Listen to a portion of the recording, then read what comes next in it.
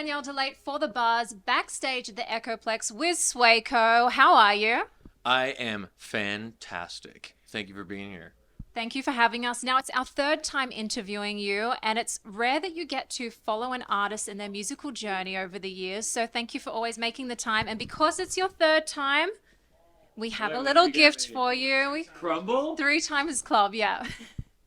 You want me to open it right now? Yes. Okay. Crumble?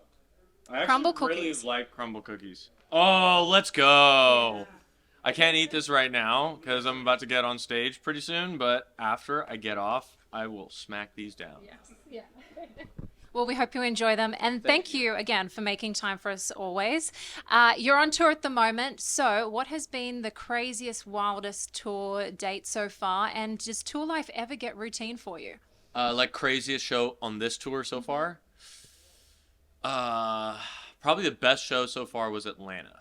I would say. Well, we're only like a quarter of the way through the tour, so we still have, I don't know, like 20, 25 more shows.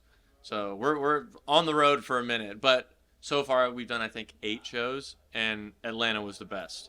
And there was this, so my opener, Suicidal Idol, that day they were sick or whatever, that they couldn't perform that day. So last minute we had to scramble to figure out to find an opener in Atlanta, and it's this local hardcore band, Silly Goose, that we found. What a name, Silly Goose.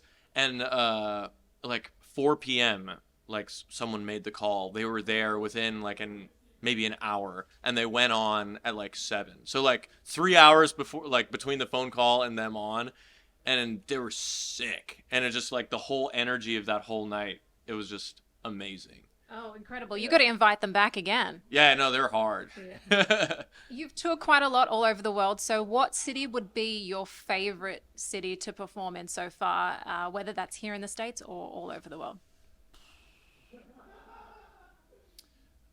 Like best crowds, I would say that I've had best crowds. There's a couple different places.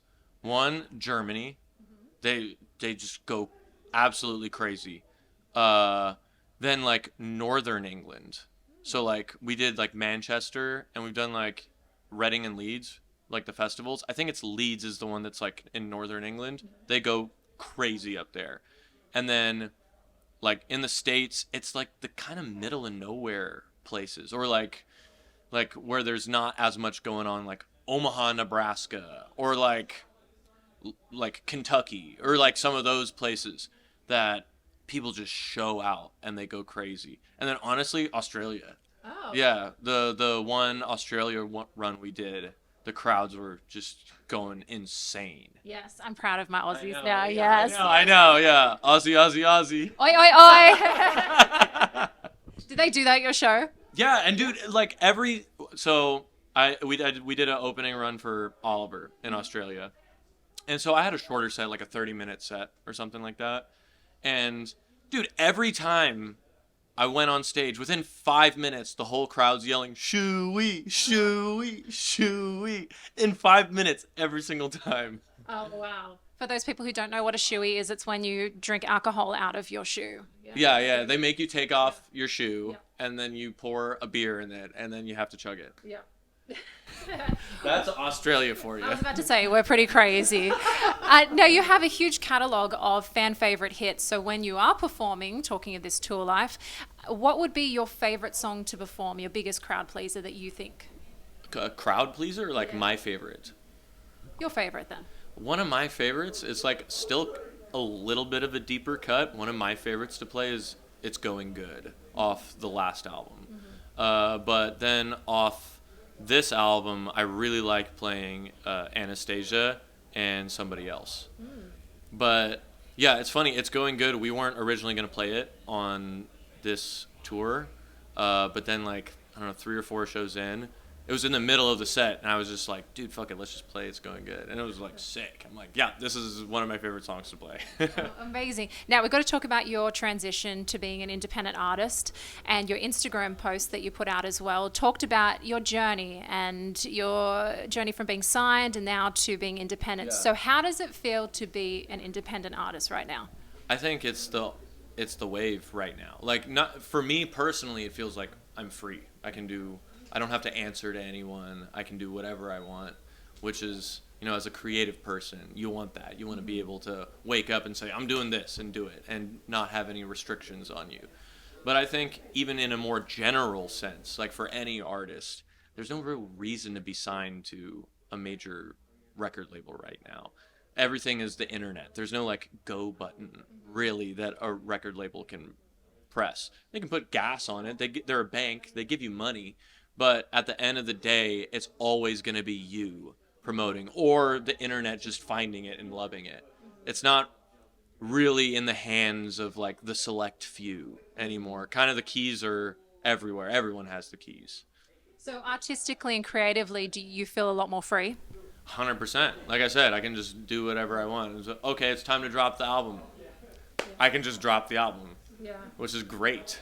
That's amazing. I love the way you use social media as well to promote it. I think you have a really smart team behind you as well, your friends. Yeah, it's me, my manager Lucas, and Pedro. Yeah, it's the three of us. Now, you also mentioned going back to your dad's garage, and it kind of reminded me of Rocky 3 and going back to the basics, finding that eye of the tiger. Did you get a new kind of fire underneath you for writing and being creative? Yeah, 100%. My dad's actually here tonight. So, yeah. So I grew up here in LA. Most of my family's actually here for the show, so it's going to be nice tonight. But yeah, I remember it was maybe our third headline run. We had done like 100 shows in a year, in like 300 days or something. And I finally got back home here to LA. And I just remember going to my dad's garage and sitting there and listening to a bunch of shit that I grew up listening to. Like I was listening to probably like A Day to Remember. I was listening to Avenged Sevenfold, like some like Lil Wayne shit, like just old shit that I used to listen to. And it kind of just made me remember what it felt like to be, 14 years old, 15 years old in my dad's garage with my little hardcore band. It was just me and my friends. And that feeling of wanting to and knowing we're going to get somewhere from nowhere. And it was just, I don't know, it was this inspiration or this like feeling of anything's possible, right? From that little shitty garage, right? And yeah, being there, if you read the post, I set up a little studio and I had about 200 demos of songs, and that's when I like pieced everything together to be this album, Attempted Lover, just like in that garage. Dad, can you go boom banana boom banana? Yeah, perfect. Just like that. All right, check this. Windows roll down in my 190E. Nothing but wind in my passenger seat. Feel the air. I'll paint the road black on these gray LA streets. It's a miracle if I get to your place in one piece. Would you care if I don't make it there? I'm thinking about you. Sometimes I wanna die young with you in my arms. The last word off my tongue is I always love you till my lips turn blue. Would you do the same too? Amazing. I feel like it came full circle for you. Yeah, 100%. Yeah. And I love that you also shot the music video in that garage, or a few of them. Yeah. No, we had a music video for every song on the album, and it was all shot in that garage. I love that. Being an independent artist, I was wondering, how do you don't have that big budget that a record label puts behind you. So when you're shooting those music videos, does it push you creatively to think outside the box? Yeah, well, I mean, so for us, it was, we want to shoot 12 music videos. Dude, if you're on a record label, 12 music videos is like, that's like a lot of money. That's like hundreds of thousands of dollars or something, right? So, with a limited budget, we just knew that, okay, these have to be simple videos. We have to be able to shoot them fast. It kind of became more about the vibe and like the, I guess, creative direction or artistic direction. And it kind of helped that I wanted to tell everything in that same garage, in that same story. So we were able to do everything pretty like, and it looks great. It looks great. And we were able to shoot everything in like 2 days.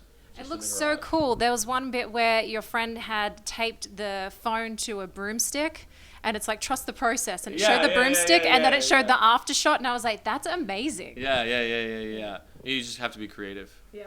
I think that's really, in this day and age, what it comes down to. It's not about you have a big budget, because you can have a big budget and make something terrible, or you can have $0 and make a hit. Yeah. Like, for me, even like it was 5 years ago, fast, but dude, I had a $150 broken microphone that I didn't even know was backwards. Like, I recorded backwards, but I didn't even know, and like busted speakers on a plastic table in some dark room, and then boom, it's a hit. Yeah. Like, you don't need a crazy budget. You don't need crazy anything. You just have to do dope shit. And if it sounds amazing on busted speakers, it's going to be a It's hit. gonna be great. Yeah. If it sounds great on busted speakers, it's gonna sound great on good speakers. Congratulations on the new single, Love and Rage. It just dropped today. Yes, it just dropped. And some people may say that those emotions are closer on the spectrum than some people may think. So when you were writing that single, were you feeling more love or rage? Oh, it's funny. So that is actually, Love and Rage is actually a pretty old song. It's about 3 years old. So when I made that, I've been sober for about 3 years. And when I made that, I was still like drinking. And those feelings, because you feel so strongly, they're so closely tied to one another, especially if, you're on the edge, or, you're getting fucked up a lot, you can flip like this, right? I think at the time I was probably a little bit more rage. Probably. It was just, I was just pissed off. Maybe not even at this person, but maybe just at myself, right? I feel like at the end of the day, when we do have rage, when we do have that anger, people can, if we're lashing out, a lot of the times it's not anyone else's fault. It's we're upset with ourselves, and just someone else is caught in the crosshairs, right? And even also understanding that helps me when someone's being angry or like lashing out at me. I understand it's most of the time it's not even my fault. It's just I'm in the crosshairs. And your sound has changed a lot sonically over the years. Was this on purpose, or is it more just an evolution of your musicianship? It's kind of just, I want to make what I want to make. It's kind of just goes with the flow, I guess. Yeah. No, I remember specifically on Attempted Lover, it was kind of a little bit more saying, okay, the sound that we've created, where can we go from here? Where can we go a little bit softer, even like more vulnerable? Can we go harder? Can we go more turned up electronic? It's just kind of experimenting with different sounds within what I've already built. It's interesting because I noticed that vulnerable side more on like the Mulholland Drive. Exactly. And I like that, the strip back. Yeah, it's more like real. Yeah. Right. Yeah, very much like to connect with your fans. What has the reaction been like? Oh, they love it, which is nice. It's always good when people can connect. Yeah. And tonight you're performing here at the Echoplex. So what can fans expect from tonight's performance? We're gonna get fucking crazy. That's what we're gonna do. Last time we spoke to you, you had something, I'm not sure if I can remember the name, but it was like the Crowd Surfer 3000 or something that you would bring out. Is that coming back tonight? We upgraded. It's the Crowd Surf 8000 this time. Oh, okay. Crowd Surf 8000 is coming out tonight. In the flesh. Okay. It really is going to get crazy. It is, yeah. I don't think you're ready. No, I'm not ready. I don't think you're ready. We need to get ready. Thank you so much, Sueco, for this interview. It's been a blast catching up with you. And guys, check out that new album and single. This is Sueco, and you've just been buzzed.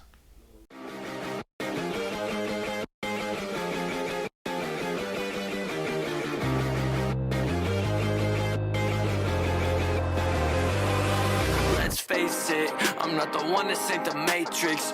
Polar opposites, we not on the same shit. Can't see eye to eye. One of us